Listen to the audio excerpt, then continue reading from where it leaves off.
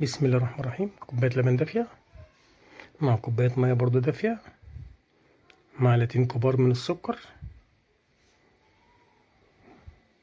مع معلقة صغيرة من الملح،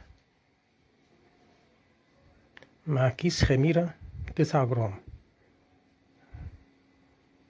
ندوب الخميرة متأكد من انها سليمة على 3 معالق من الزيت، ومعانا كيلو الا ربع من الدقيق، كيلو الا ربع يعني 750 جرام. نقلب بالمضرب الأول، بعد كده نستعمل ايدينا عشان نلم العجينة.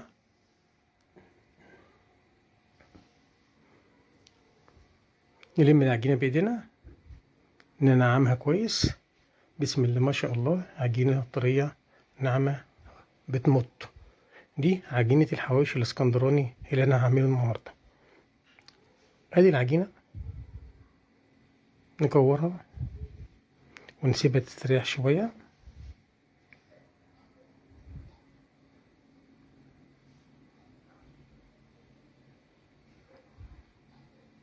انا عامل حجم رغيف كبير مش صغير.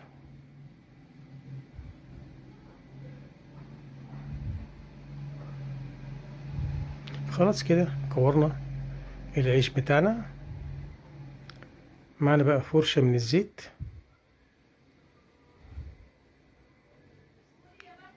على الوش كده عشان الأم ما تنشفش معانا، ونغطيه ونسيبه يريح، ونيجي بقى بنفرده نص لفة كده ونحشيه باللحمة بتاعة الحواوشي.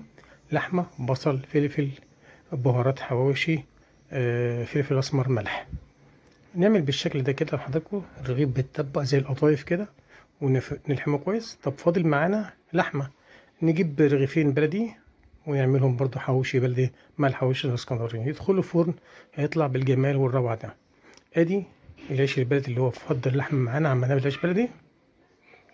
بعد كده ادي الحواوشي بتاعنا الجميل الناعم، بصراحة طعمه روعة وريحته جميلة جدا وهو بيستوي. ادي الحواوشي اللي معانا، او العيش باللحمة زي ما حضراتكم بتسموه في اي بلد كده. اتفضل معانا. عايزين نفتح واحدة بس كده نشوفها من جوه. ادي جمال، ادي الروعة. بسم الله ما شاء الله على الأمة الجميلة. بالهنا والشفا رب الليل يكن. صلى اللهم على سيدنا محمد وعلى آله وصحبه وسلم.